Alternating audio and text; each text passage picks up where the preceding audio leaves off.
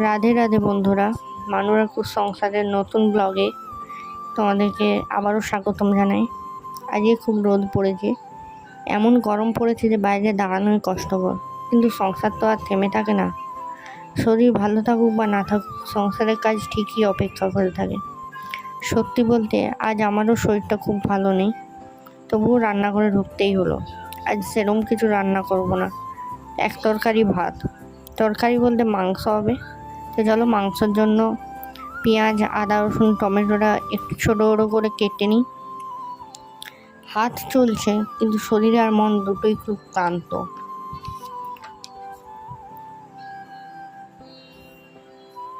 তো চলো মাংসটা ভালো করে জল দিয়ে পরিষ্কার করে ধুয়ে নিই। এত গরমে রান্নাঘরে দাঁড়িয়ে থাকাটাও যেন একটা যুদ্ধ।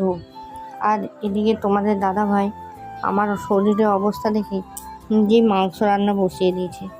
সত্যি বলছি, এদিকে এই গরমে ওর পিঠে কত ঘামাচি হয়েছে, দেখে খারাপ লাগছে, কিন্তু তবুও মুখে কিছু বলে না। জানো, সংসারটা হয়তো এমনই, এখানে ভালোবাসা সব সময়ের বড় বড় কথা দিয়ে বোঝানো যায় না।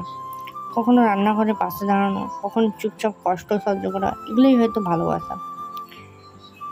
আরেকটা কথা বলি, যখন আদা পেঁয়াজ রসুন কাটছিলাম তখন একটা কথাই বারবার মনে হচ্ছিল, সমাজের লোকেরা তো শুধু ফলাফল দেখে, কে কত কষ্ট করছে সেটা খুব কম মানুষই দেখে। মানুষ অনেক কথা বলবে, কিন্তু দিনের শেষে সংসারের লড়াইটা আমাদেরকেই লড়তে হবে। কারণ সমাজের লোকেরা তো তোমার পাশে দাঁড়াবে না, কিন্তু তোমার প্রিয় মানুষটা তোমার পাশে দাঁড়িয়ে থাকবে। আজকে শরীর ভালো নেই, শাশুড়ি মায়েরও শরীর ভালো নেই, তবুও রান্না হচ্ছে, সংসার চলছে। এই ছোটো ছোটো মুহূর্তগুলো হয়তো একদিন স্মৃতি হয়ে থাকবে। তাই যারা ভিডিওটা দেখছো, পরিবারের মানুষগুলোর একটু খেয়াল রাখো, কারণ সবাই নিজের নিজের লড়াই লড়ছে।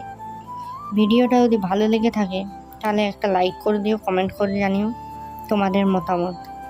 আর এমন সংসারের ছোটো ছোটো মুহূর্ত দেখতে চাইলে ফলো আর সাবস্ক্রাইব করে পাশে থেকো। তো চলো আজকের এই চা বিস্কুট দিয়ে ব্লগটা শেষ করলাম। টাটা, বাই বাই বন্ধুরা, রাধে রাধে।